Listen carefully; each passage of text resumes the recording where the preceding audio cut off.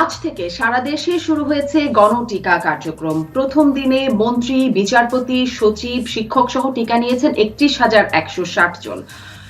টিকা পেতে অনলাইনে নিবন্ধন প্রক্রিয়া অনেকে জটিলতায় পড়ছেন। এমন প্রেক্ষাপটে স্বাস্থ্যমন্ত্রী বলেছিলেন, নিবন্ধন না করেও টিকা কেন্দ্রে গেলে তাকে ফিরিয়ে দেয়া যাবে না, বরং তার প্রয়োজনে তার নিবন্ধনের তথ্য রেখে তাকে টিকা দেয়া হবে। তবে স্বাস্থ্য অধিদপ্তর বলছে, নিবন্ধন ছাড়া ব্যক্তিরা টিকা কেন্দ্রে গেলে তাদেরকে নিবন্ধনে সহায়তা করা হবে, কিন্তু সঙ্গে সঙ্গে টিকা দেয়া হবে না। অনেকে আবার টিকা কেন্দ্রে গিয়ে নিবন্ধন করতে হচ্ছে তাদেরকে জটিলতায়। নিবন্ধন সংক্রান্ত এমন জটিলতা সত্ত্বেও স্বাস্থ্য অধিদপ্তরের মহাপরিচালক বলছেন, টিকা দেওয়ার প্রস্তুতি এ মানের।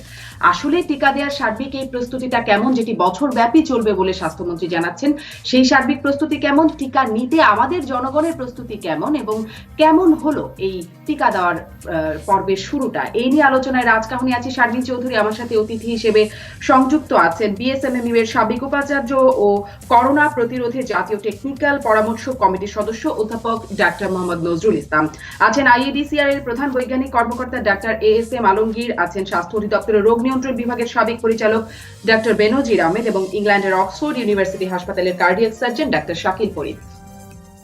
স্বাগত জানাচ্ছি আপনাদের সবাইকে আজকে রাজকাহনে।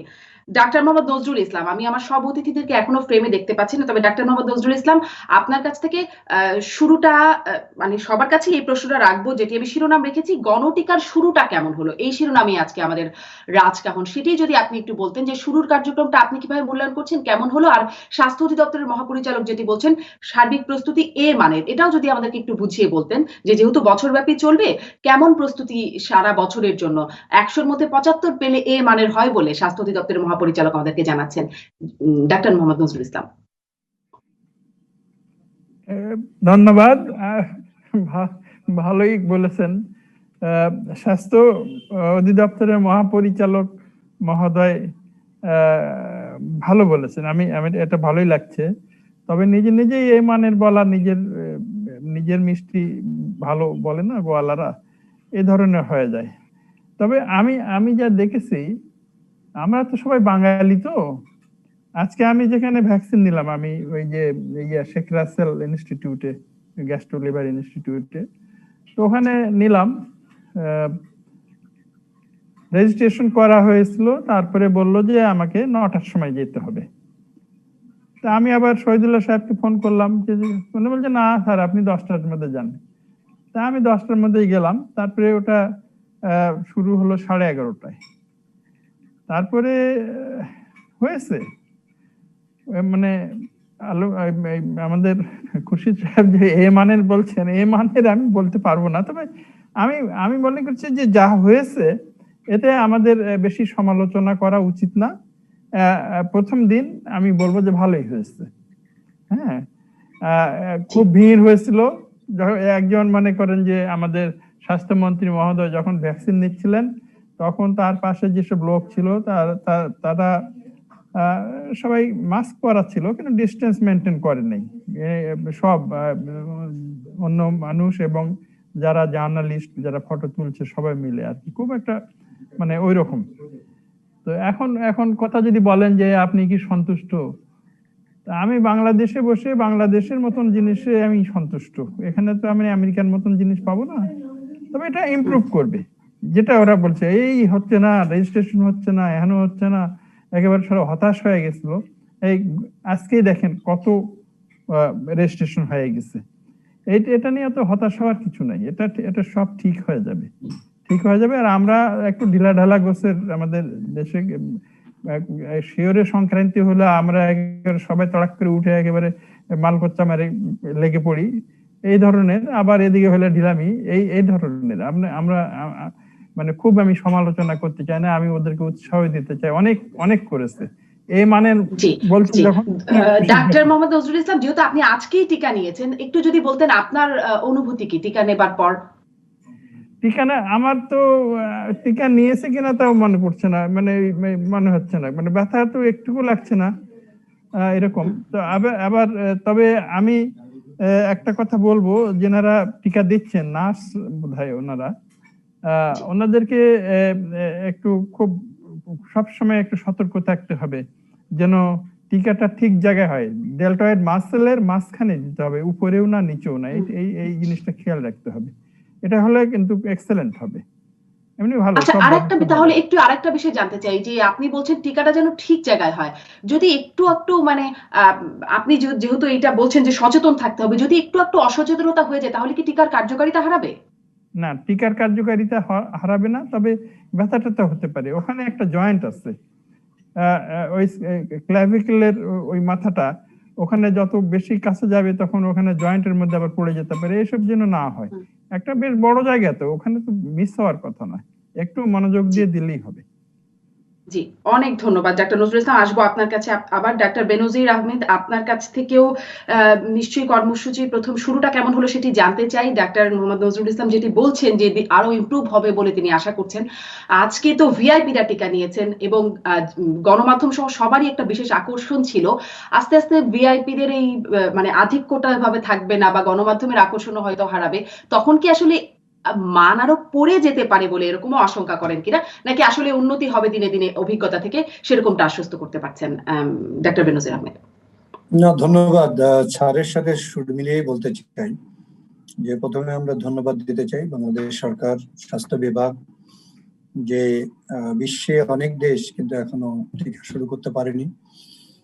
আফ্রিকার দেশগুলো কিছুটা হাহাকারে আছে কবে তারা টিকা পাবে। সেখানে একটা উন্নয়নশীল দেশের মাননীয় প্রধানমন্ত্রী যে কূটনৈতিক প্রচেষ্টা, তার একটা সফল আমরা বলতে পারি পরিসমাপ্তি হয়েছে, যে টিকা অতি সত্বর বাংলাদেশে নিয়ে আসার মধ্য দিয়ে।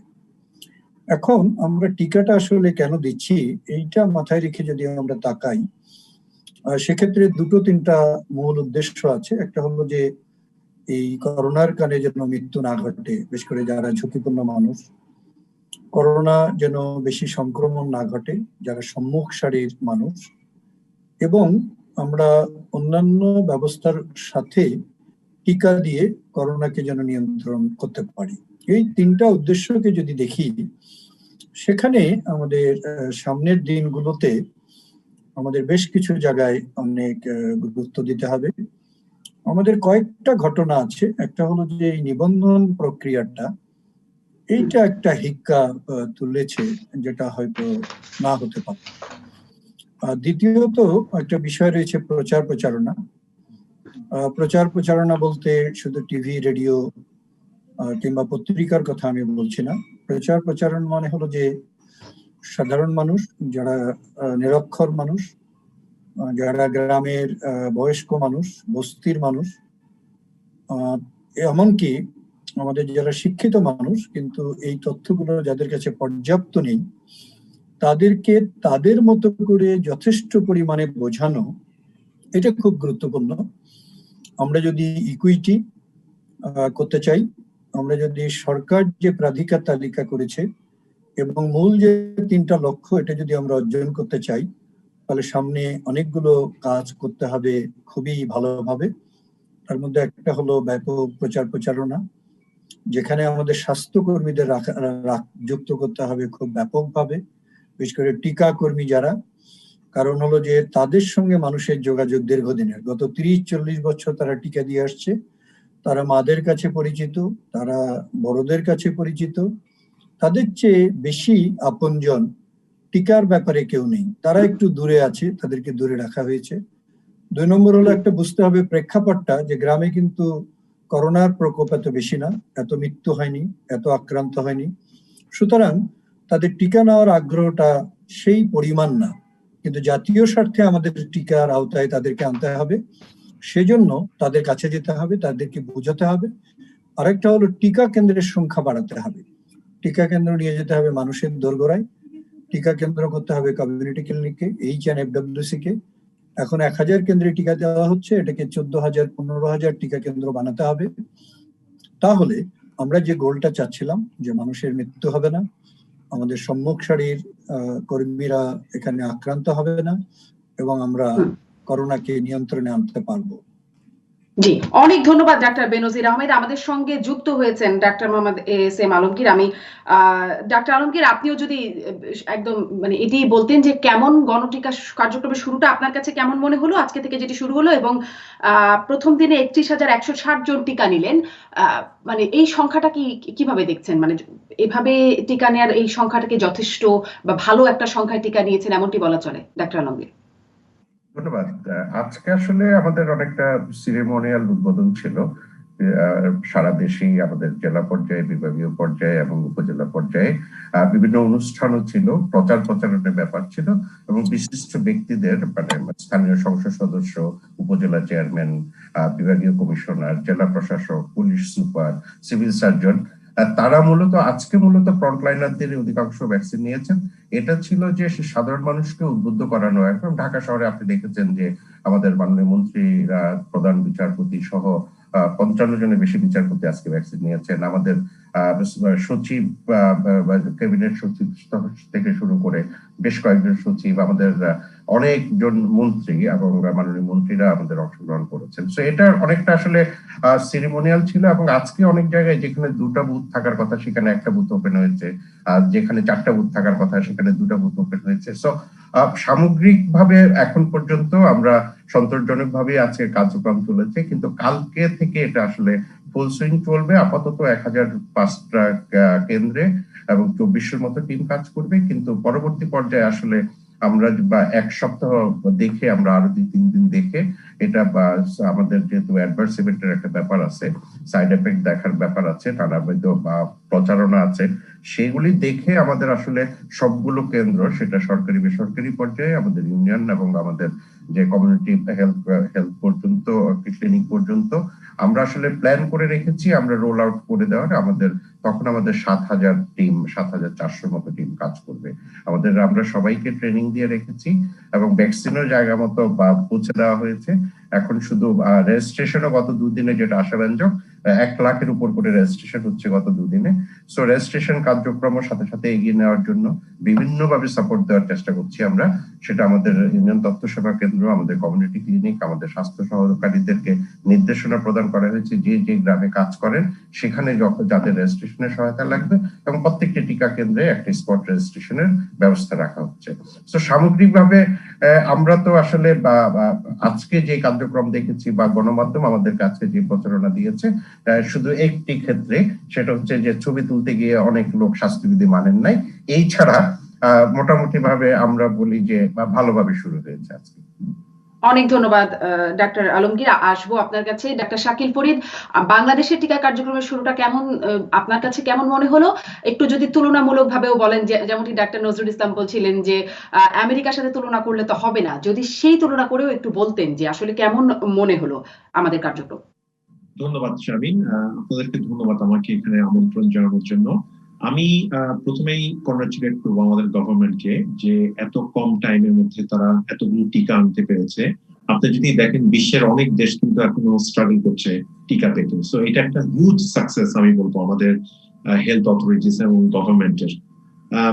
আমি বাংলাদেশে আমি জানি মোস্টলি অ্যাস্ট্রাজেনিকা ভ্যাকসিনই দেওয়া হচ্ছে। আমি একটা জিনিসই খালি লক্ষ্য করেছি যেটা আমার কাছে খুবই ওয়ারিং লেগেছে, সেটা হচ্ছে যে কিছু কিছু ভিআইপির ইনজেকশন দেওয়ার সময়, টিকা দেওয়ার সময় তার পাশে প্রায় 25 থেকে 30 জন লোকজন ঘিরে আছে, ফটো তুলছে, গাদাগাদি করে দাঁড়িয়ে আছে। এই জিনিসটা কিন্তু কোনোভাবেই হতে দেওয়া যাবে না, বিকজ আমরা জানি একবার ভ্যাকসিন দেওয়ার পরে মিনিমাম 2 থেকে 3 সপ্তাহ লাগে কোনো কাইন্ড অফ প্রোটেকশন পেতে। তো আমি যদি এখন অ্যাস্ট্রাজেনিকার ভ্যাকসিনের কথা বলি, অ্যাস্ট্রাজেনিকার ভ্যাকসিন দেখা গিয়েছে যদি আপনি 21 দিন ওয়েট করেন, 21 দিন পরে 100 জন লোককে যদি দেওয়া হয়, 76 জন লোকের কোনো সিমটোম্যাটিক কোভিড ইনফেকশন হয় না। আবার আপনি যদি একটু পিছনে তাকান, ধরেন 10-12 দিনের দিন দেখেন, তাহলে কিন্তু প্রোটেকশন খুব একটা হয় না। সো আমরা এখান থেকে কি ডেটা পেতে পারি যে অ্যাটলিস্ট 2 থেকে 3 সপ্তাহ লাগে কোন ধরনের এফেক্ট দেখতে ভ্যাকসিনের। এখন এই ভ্যাকসিন কেন্দ্রে যে যদি 30-40 জন একসাথে গাদাগাদি করে দাঁড়ায়, তাহলে কিন্তু সবাই ইনফেক্টেড হবে। আমি আপনাকে আমার এক্সপিরিয়েন্সের কথা বলি ইউকেতে। আমি ইনফ্যাক্ট ইউকেতেও যেতে হবে না আপনাকে, আমি একদম সেলিব্রিটি একজনের কথা বলি, যে জো বাইডেন, আমেরিকান প্রেসিডেন্ট যখন ভ্যাকসিন নিতে যায়, সেটা টিভিতে লাইভ টেলিকাস্ট করা হয়। এবং আপনি দেখবেন তার সাথে খালি একজন লোক ছিল তার পাশে যে তাকে টিকাটা দিচ্ছিল। সেটাকে যদি আপনি বাংলাদেশের সাথে কম্পেয়ার করেন তাহলে দেখবেন প্রায় 30 জন তাকে ঘিরে আছে আমাদের যে ভিআইপিরা যখন ইনজেকশন দিচ্ছেন। এটা কিন্তু একেবারেই হতে দেওয়া যাবে না। আমার মনে হয় এটা ফার্স্ট মেসেজ যে ভ্যাকসিন কাজ করতে সময় লাগে। এই ভ্যাকসিন নেওয়ার পরে রিল্যাক্স করলে হবে না, ভেবে যে আমি দেখুন ভ্যাকসিন নিয়েছি আমার আর করোনা হবে না, এটা খুব ডেঞ্জারাস জিনিস। 2 নাম্বার ইম্পর্টেন্ট ইনফরমেশন কি, আপনার যদি ভ্যাকসিন নিয়ে নিজের প্রোটেকশন হয়ও তারপরও কিন্তু আপনি কোভিড রোগটা অন্য আরেকজনকে সংক্রমণ করতে পারেন। ফর এক্সাম্পল, ধরেন আপনার বডিতে অনেক অ্যান্টিবডি আছে, আপনি একজন হেলথ কেয়ার ওয়ার্কার, আপনি যে এমন একটা জিনিস হ্যান্ডেল করলেন যেখানে রোগী কেসেছে এবং আপনার হাতে লেগেছে পেশেন্টার স্পুটাম, আপনি যদি তারপর যে আরেকজনকে টাচ করেন এটা কিন্তু অ্যাকচুয়ালি সংক্রমণ হতে পারে। এই জিনিসগুলো কিন্তু খুব ইম্পর্টেন্ট। তো আমার মনে হয় আমি ওয়েলথ গভর্নমেন্টকে কংগ্রাচুলেট করবো তাদের এই হিউজ সাকসেসের জন্য। অনেক ধন্যবাদ ডাক্তার শাকিল ফরিদ। আপনি যেহেতু এই অংশেই মানে প্রথম অংশে আমাদের সঙ্গে থাকতে পারবেন, পরের অংশে আপনার ব্যস্ততার জন্য আপনি আমাদের সঙ্গে থাকবেন না, তবে আপনার কাছে আর কয়েকটা প্রশ্ন একসাথেই করে নিতে চাই। যে একটা বিষয়, আমাদের দেশের মানুষের মধ্যে কোনো একটা কারণে হয়তো শুরুতেই নানান রকম নেতিবাচক প্রচারণা, গুজব ইত্যাদির কারণে পার্শ্ব প্রতিক্রিয়া নিয়ে যে একটা উদ্বেগের জায়গাটা, সেটাও যদি আরেকটু বলেন। যে যেহেতু যুক্তরাজ্যে অ্যাস্ট্রাজেনিকা মোটামুটি 5 জানুয়ারি সম্ভবত শুরু হয়েছে, সেই সময় থেকে 1 মাসের বেশি সময় ধরে হলো, পার্শ্ব প্রতিক্রিয়ার বিষয়ে কি আসলে কোনো কিছু দেখছেন যে বলার মতো? আমি যুক্তরাজ্যে এখন পর্যন্ত প্রায় 1 কোটির উপরে মানুষকে ভ্যাকসিন দেওয়া হয়েছে এবং ভ্যাকসিন নেওয়ার কারণে কেউ কিন্তু ভ্যাকসিনের ডাইরেক্ট এফেক্টে মারা যায়নি এবং দেখা গিয়েছে 2-1 জনের একটু সিভিয়ার রিঅ্যাকশন হয়েছে, যাদেরকে ট্রিটমেন্ট করার পর তারা ঠিক হয়ে গেছে। কিন্তু কমনলি যেটা দেখা যায়, আমি যখন বলি কমনলি, আপনি যদি 100 জন লোককে ভ্যাকসিনটা দেন 10 থেকে 15 জনের যেসব সিমটম দেখা যায় সেটা হচ্ছে তাদের হাতে ব্যথা হতে পারে ভ্যাকসিন সাইটে, তাদের একটু জ্বর আসতে পারে, তাদের একটু গায়ে ব্যথা করতে পারে, কারো একটু টায়ার্ডনেস লাগে, এছাড়া কিছু হয় না। আমরা আরেকটা জিনিস দেখেছি, যাদের রিসেন্টলি কোভিড হয়েছে, আমি যখন রিসেন্টলি বলি আমি বলবো 1 থেকে 3 মাসের মধ্যে যাদের কোভিড হয়েছে, তাদেরকে যখন ভ্যাকসিন দেওয়া হয়েছে তাদের রিঅ্যাকশনটা একটু বেশি হয়েছে। যেমন আমার কোভিড হয়েছিল 19 ডিসেম্বর, আমি 5 সপ্তাহ পরে ভ্যাকসিনটা নেই। তো আমি নেওয়ার পরে আমার 36 ঘন্টার মতো জ্বর ছিল, আমার একটু হাতে ব্যথা ছিল, কিন্তু আমার ফ্রেন্ড যারা কলিগ যারা নিয়েছে যাদের কখনো কোভিড হয়নি তাদের কিন্তু খুব কম সিমটম ছিল, জাস্ট একটু তাদের হাতে ব্যথা ছিল। So the message is very clear, এটা একটা খুবই সেফ ভ্যাকসিনেশন প্রোগ্রাম। এখানে এটার adverse effect. Doctor Shakil Farid, অনেক ধন্যবাদ। এই বার্তাটা নিশ্চয়ই খুবই জরুরি, কিন্তু সাথে সাথে এটাও একটু বলি যে আমরা গণমাধ্যমে দেখছি, সিএনএনও এটা নিয়ে প্রতিবেদন করেছে যে অক্সফোর্ডের ভ্যাকসিন প্রয়োগের অনুমতি দেয়নি সুইজারল্যান্ড, 65 বছরের বেশি বয়স্কদের অক্সফোর্ডের ভ্যাকসিন দিতে প্রয়োগ না করার ঘোষণা দিয়েছে ফ্রান্স, জার্মানি, সুইডেন, ডেনমার্ক, নরওয়েতেও এরকম অবস্থা। মানে এটি কেন? এটা সমস্যা কি জানেন? সমস্যা হচ্ছে যে যখন পলিটিশিয়ানরা যারা সায়েন্স সম্পর্কে কিছু জানে না তারা যখন কমেন্ট করা শুরু করে, এটা প্রথম শুরু হয়েছে ফরাসি প্রেসিডেন্টের একটা মন্তব্য দিয়ে যে 65 বছরের বেশি যারা তাদের অক্সফোর্ড ভ্যাকসিন নেওয়া উচিত না। অ্যাকচুয়ালি একটা পলিটিশিয়ানের কখনো সায়েন্টিফিক ব্যাপার নিয়ে আলোচনা করা উচিত না। ইংল্যান্ডে আপনার এখন মানে প্রায় 1 কোটির উপরে লোককে অ্যাস্ট্রাজেনিকার ভ্যাকসিন দেওয়া হয়েছে। আপনি কি মনে করেন যে এটা যদি সেফ না হতো, এটা কার্যকরী না হতো, ইংল্যান্ডে এতগুলো বয়স্ক লোককে দেওয়া হতো? কখনো এটা হতো না। ভ্যাকসিন নিয়ে আমরা যেটা দেখেছি, এখানে অনেক ভ্যাকসিন পলিটিক্সও চলছে, যে এখানে অনেক ধরনের অনেক টাকা ইনভলভ, এখানে অনেক ন্যাশনালিস্টিক ভিউজ আছে। কেউ মনে করে যে এটা আমেরিকান ভ্যাকসিন, আমরা আমেরিকান ভ্যাকসিন দিব, জার্মানরা মনে করে যে আমরা জার্মান ভ্যাকসিন দিব। আপনারা কয়েকদিন আগে দেখেছেন যুক্তরাজ্য এবং ইউর মধ্যে ভ্যাকসিন নিয়ে একটা প্রবলেম। এই সেম দেশগুলো যারা বলছে যে 65 বছরের উপরে অথবা অ্যাস্ট্রাজেনিকার ভ্যাকসিনের কাজ ভালো না, তারাই কিন্তু আবার যুক্তরাজ্যের সাথে ঝগড়াঝাটি করছে কেন ভ্যাকসিন ইউতে আসতে দিচ্ছে না অ্যাস্ট্রাজেনিকার ভ্যাকসিন এটা নিয়ে। সো আমার মনে হয় বাংলাদেশের মানুষের জন্য মেসেজ ইজ সিম্পল, এইসব পলিটিক্যাল আলোচনা না শুনতে পলিটিশিয়ানরা। অনেক ধন্যবাদ ডাক্তার শাকিল ফরিদ। তার মানে করোনা মোকাবেলার সাথে সাথে আমাদের ভ্যাকসিন নিয়ে নেতিবাচক রাজনীতিটাও মোকাবেলা করতে হবে। ডাক্তার শাকিল ফরিদ, দ্বিতীয় ডোজটা কতদিনের পরে দেয়া হচ্ছে, আপনারা কতদিন পরে নিচ্ছেন? অ্যাস্ট্রাজেনিকা ভ্যাকসিনের জন্য দেখা গিয়েছে যে যত দেরি করা হয় রেজাল্টটা তত বেটার। সো বলা হয় 9 থেকে 12 সপ্তাহ পরে নিতে। যদি 5 সপ্তাহের নিচে কেউ নেয় সেকেন্ড ডোজটা, তাহলে দেখা গেছে এটা এফেক্ট ভালো না। So the message is very clear, আমি বলবো 9 থেকে 12 সপ্তাহ পরে। অনেক ধন্যবাদ 3 ডাক্তার মাস। শাকিল ফরিদ, আপনাকে ধন্যবাদ জানাচ্ছি। আপনি এই পরের অংশে আমাদের সাথে যেহেতু থাকছেন না, ধন্যবাদ আপনাকে ডাক্তার শাকিল ফরিদ। আমি আমার বাকি 3 অতিথিদের নিয়ে বিরতির পরে ফিরছি রাজকাহনে, থাকুন সাথে। ফিরে এলাম জিপিএইচ ইস্পাতবিচিত রাজকাহনে। ডাক্তার মোহাম্মদ নজরুল ইসলাম, যেই প্রসঙ্গটিতে ডাক্তার শাকিল ফরিদ বলছিলেন যে দ্বিতীয় ডোজ 9 থেকে 12 সপ্তাহের মধ্যে দ্বিতীয় ডোজটা নিতে হবে এবং দেরিতে নিলেই এটির কার্যকারিতা বেশি বলে তিনিও বলছেন। আমরা গণমাধ্যমে পড়ছিলাম, আমাদেরও প্রাথমিকভাবে সিদ্ধান্ত ছিল 8 সপ্তাহ পরে দ্বিতীয় ডোজটি দেওয়ার, কিন্তু স্বাস্থ্য অধিদপ্তর পরবর্তীতে জানাচ্ছে 4 সপ্তাহের মধ্যেই দ্বিতীয় ডোজটি দেওয়া হবে। শাকিল ফরিদ কিছুক্ষণ আগে বলছিলেন যে 5 সপ্তাহের আগে দ্বিতীয় ডোজ দিলে কার্যকারিতাও নাও থাকতে পারে। সেক্ষেত্রে কেন তাহলে আমাদের এই সিদ্ধান্ত 4 সপ্তাহের মধ্যে দেবার? ডাক্তার নজরুল, এই এই এই এই এই প্রশ্নটা আমাদের ওই খুশিদ সাহেবকে জিজ্ঞাসা করতে হবে। 75% মার্ক নিয়ে বসে আছে কেন? এই প্রথমে বললো যে 8 সপ্তাহ পরে দিবে, এখন আবার বলতে 4 সপ্তাহ পরে দিবে। আর এ নিয়ে অনেক রকম আলোচনা হয়েছে, অনেক রকম আলোচনা। এখন এটা আমরা যে বলবো যে এই এত সপ্তাহ দিলেই এটা ভালো হয়, এটা বলাই মুশকিল, এত রকমের ইনফরমেশন। তবে 4 সপ্তাহ পরে দিলেও এটা কাজ হবে বলে আমার মনে হয়। অন্যান্য অ্যান্টিজেনের তো হয়, এটাতে এটা হবে না কেন তাও বুঝতেছি না। এটার কোনো, আমি ডাক্তার আলমগীর আপনি কি একটু বলবেন এটার কি কোনো মানে সায়েন্টিফিক ব্যাখ্যা আছে কিনা কত সপ্তাহের মধ্যে? কারণ আমরা আসলেই তো শুরু থেকেই শুনছিলাম যে একটু দেরিতে দিলেই নাকি এটির কার্যকারিতা ভালো হয়, তাহলে আমাদের জন্য 4 সপ্তাহটা কতটা যৌক্তিক? ডাক্তার আলমগীর। না, অ্যাস্ট্রাজেনিকার যেটা ইন্ডিকেশন সেটা হলো 4 থেকে 12 সপ্তাহের ভিতর দেওয়ার কথা। আপনারা কোথাও কোথাও কেউ কেউ দেরিতে দিচ্ছেন, আবার কোথাও 4 সপ্তাহ পরে দিচ্ছেন, যেমন ভারতবর্ষে 4 সপ্তাহ পরেই দিচ্ছে। আবার ইংল্যান্ডে সেটা হচ্ছে যে যত লোককে প্রথমবার কভার করা যায়, এবং যেহেতু 21 দিন পরে এক ধরনের প্রোটেকশন তৈরি হয়, সেই জন্য তারা আবার প্রথম ডোজে লম্বা সময় পরে দিবে, 3 মাস পরে দিবে। সো এটা শুধু সায়েন্স না, এখানে প্রোগ্রামেটিক ভিউতেও অনেকে চেঞ্জ করছেন। সো শুধু যে বিজ্ঞানের উপর ডিপেন্ড করছেন তাও না, বিজ্ঞানটা রেখে যদি আসলে প্রোগ্রামটা করে তাহলে সবার জন্য ভালো হয়। আমাদের অ্যাস্ট্রাজেনিকার যে ভ্যাকসিন, আমি যে লিটারেচার জানি বা যাদের পড়াশোনা আমরা যতটুকু করেছি, সেটা তাদের ইন্ডিকেশন, কোম্পানির ইন্ডিকেশন 4 থেকে 12 সপ্তাহের ভিতর দিতে হবে। জি ডাক্তার আলমগীর, ধন্যবাদ। ডাক্তার বেনজির আহমেদ, আপনি কি বলবেন? 4 থেকে মানে আমরা নিরাপদ সময়টা কি বেছে নিচ্ছি ন্যূনতম জায়গায় এসে, যেখানে অনেকেই বলছেন যে 4 সপ্তাহ মানে 5 সপ্তাহের আগে কার্যকারিতাই শুরু হবে না, মানে 5 সপ্তাহের আগে দিলে, দেরিতে দিলে কার্যকারিতা বেশি। কি বলবেন ডাক্তার বেনজির? না, আসলে এটা কোনো নতুন বিষয় নয় শারমিন।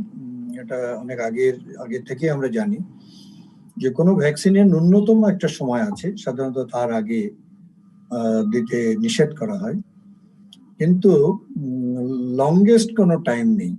অর্থাৎ ধরুন একটা বাচ্চা টিকা নিল, একটা 28 দিন পরে আরেকটা টিকা নেওয়ার কথা, কিন্তু সে ভুলে গেল, সে 1.5 মাস পরে আসলো বা 2 মাস পরে আসলো বা 3 মাস পরে আসলো, তারপরেও যদি টিকাটা দেওয়া হয়, কার্যকারিতার ব্যাপারে কোনো সমস্যা হবে না। একটাই, যেই যে 28 দিন থেকে সে 3 মাস পর্যন্ত, এই সময়টায় তার ঝুঁকিটা থেকে যাবে। আমরা বাংলাদেশে এইটা নিয়ে আলোচনা করেছিলাম, আমাদের নাইটাকে এটা জানিয়েছিলেন অধিদপ্তর থেকে যে আমরা কতদিন পরে রিকমেন্ড করি। তো আমরা রিকমেন্ড করেছিলাম 8 সপ্তাহ বা 2 মাস পরে, দুটো কারণে। একটা হলো যে আমরা কাভারেজটা বেশি করতে যাচ্ছিলাম, অর্থাৎ আমরা যদি 4 সপ্তাহ পরে দেই, তাহলে ধরেন এই 60 লাখ টিকা দিয়ে বা 70 লাখ টিকা দিয়ে আমরা 35 লক্ষ লোককে 2 ডোজ টিকা দিতে পারি। কিন্তু আমরা যদি 8 সপ্তাহ পরে দেই এবং এর মাঝখানে যদি আবার টিকা আমদানি করা যায়, তাহলে সুবিধা হলো আমরা 70 লক্ষ বা 60 লক্ষ লোককে কভার করতে পারি। এটা এটা যেটা প্রোগ্রামেটিক বা রোগতাত্ত্বিক যে বিষয়টা, সেইটার নিরিখে এটা পর্যালোচনা। অবশ্যই এখানে সায়েন্স আছে, সায়েন্স ছাড়া অবশ্যই সিদ্ধান্ত নেওয়া হয় না। সায়েন্সটা এখানে এই যে একটু পরে দিলেও কোনো সমস্যা নেই, সেখানেও কার্যকারিতাটা থাকবে। একটাই ঝুঁকি থাকবে, সেটা হলো যে 1 ডোজ দিলে প্রোটেকশন লেভেল যতটুকু উঠবে, সেইটা আপনাকে শতভাগ প্রোটেকশন নাও দিতে পারে। 2 ডোজ যদি দেয়া যায়, তাহলে প্রোটেকশনের লেভেলটা বেড়ে যাবে। তো সেই জন্য আসলে এটা দুটো মিলিয়েই সিদ্ধান্ত নেওয়া হয় যে আমরা যেমন আগে ভেবেছিলাম 8 সপ্তাহ পরে দেওয়া হবে, এখন যেহেতু মনে হচ্ছে যে এত কম সময়ে অনেক বেশি লোককে হয়তো টিকা দিতে আওতায় নাও আনা যেতে পারে, সেই কারণে হয়তো পরিবর্তিত সিদ্ধান্ত হয়েছে যে হয়তো 4 সপ্তাহ পরেই সেকেন্ড ডোজটা দেওয়া হবে। ধন্যবাদ ডাক্তার বেনজির আহমেদ, ধন্যবাদ আপনাকে। এই যে টিকা, ডাক্তার আলমগীর, এই টিকার কোনো মেয়াদ আছে কি, যে টিকা উৎপাদনের বা আসার এতদিনের মধ্যে টিকাটি প্রয়োগ করে দিতে হবে? কারণ আমাদের হাতে এখন সরকারের হাতে 70 লাখ টিকা আছে, আমরা জানতে পারছি। এই টিকা কতদিনের মধ্যে দিয়ে শেষ করতে হবে, এরকমও কিন্তু পরিকল্পনা আছে কিনা ডাক্তার আলমগীর? টিকাটা আসলে সাধারণত টিকা উৎপাদন থেকে অধিকাংশ টিকা হলে 6 মাস পর্যন্ত থাকে। আমাদের এখানে দুটা ব্যাচ হচ্ছে যে এপ্রিল পর্যন্ত, আর একটা ব্যাচ আছে জুন পর্যন্ত। সো আমাদের হাতে সেই সময়টা আমাদের কাছে যথেষ্ট পরিমাণে আছে।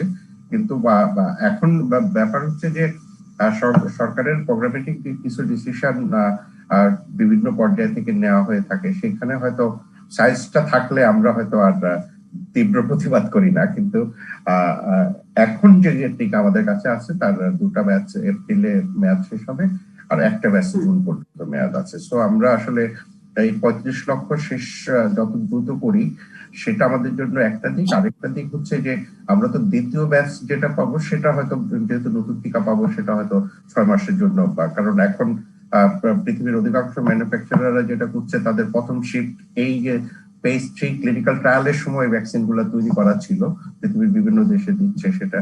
এখন কোভ্যাক্স ফ্যাসিলিটিস থেকে আমরা হয়তো সেটা, যদি আমরা মার্চের শেষের দিকে ভ্যাকসিন পেতে শুরু করি, সেগুলি আমরা 6 মাসের জন্য পাবো।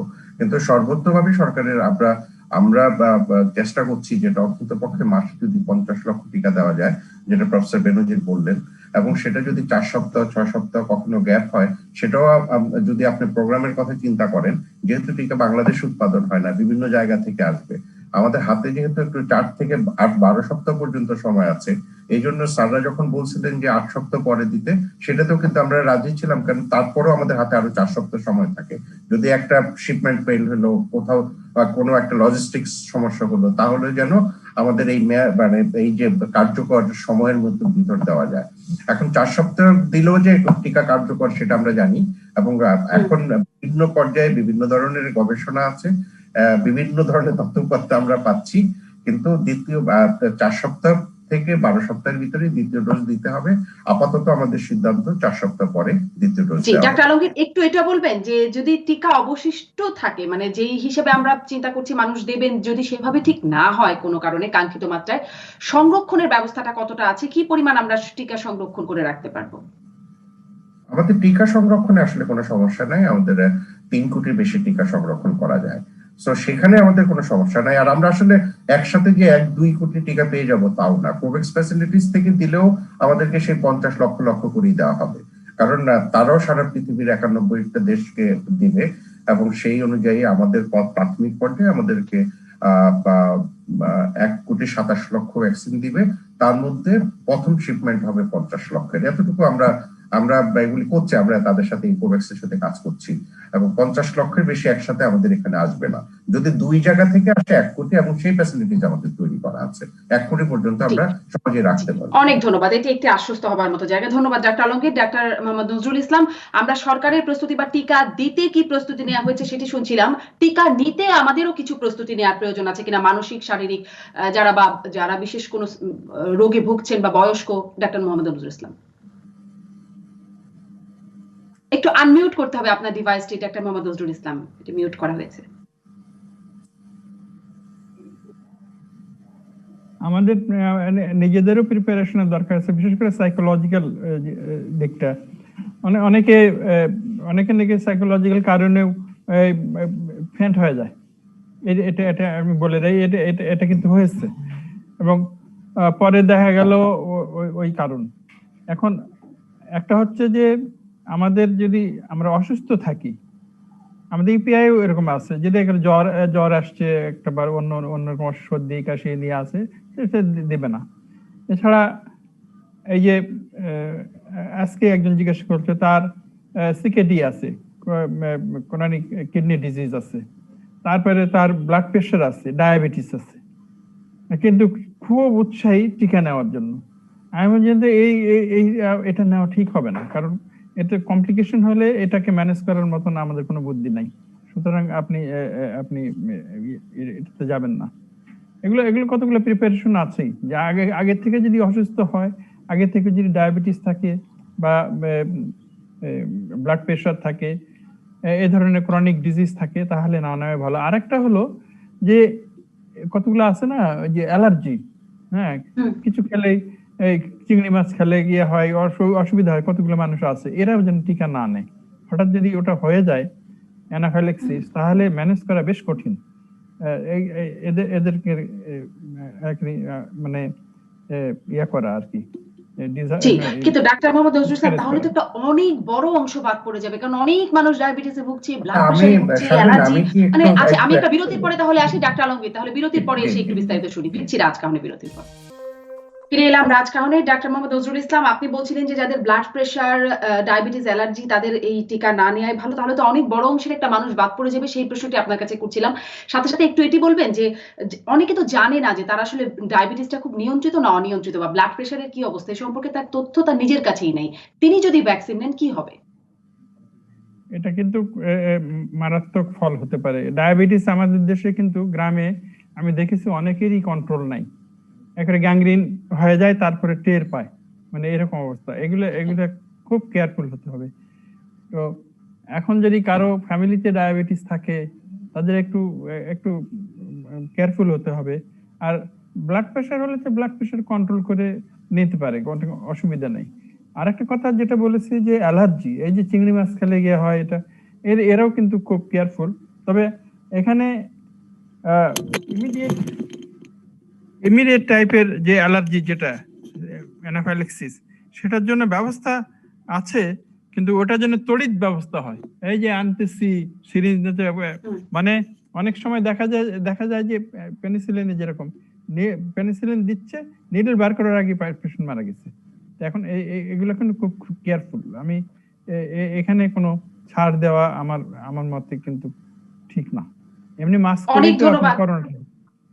জি, অনেক ধন্যবাদ ডাক্তার মোহাম্মদ নজরুল ইসলাম। ধন্যবাদ আপনাকে আমাদের সঙ্গে যুক্ত থাকবার জন্য। আপনার মনে হয় অন্য কাজের জন্য আমাদের কাছ থেকে বিদায় নিতে হবে। ধন্যবাদ আপনাকে। ডাক্তার আলমগীর, আপনি কিছু যোগ করতে চাইছিলেন এই অন্যান্য অসুখ বিসুখ থাকলে, ব্লাড প্রেশার, ডায়াবেটিস, অ্যালার্জি, কি বলবেন?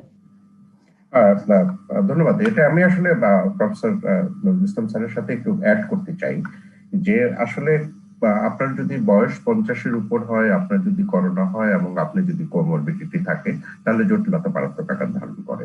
এবং সেই জন্য 55-এর উপর বয়স বা বাংলাদেশে 60-এর উপর বয়স হলে কারো না কারো কোনো না কোনো একটা কোমরবিডিটি দেখা দেয়, অর্থাৎ সাথে একটি, সেটা হাই ব্লাড প্রেশার হতে পারে, সেটা ব্লাড সুগার হতে পারে, সেটা কিডনিতে সমস্যা হতে পারে, লাঙের সমস্যা হতে পারে।